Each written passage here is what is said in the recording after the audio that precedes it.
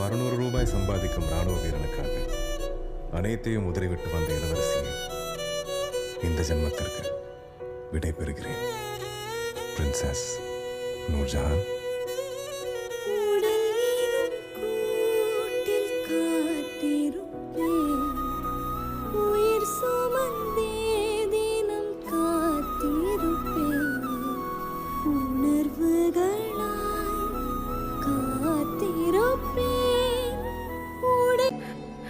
சின்ன வயசுலேருந்து லோகத்தில் எனக்கு எட்டு இஷ்டம் നിങ്ങളാണ്. இப்போ அதே மாதிரி தான் பஜோவும். அவன் பண்ணுற எல்லா விஷயத்துலையும் நான் உங்களை தான் அப்பா பார்த்தேன்.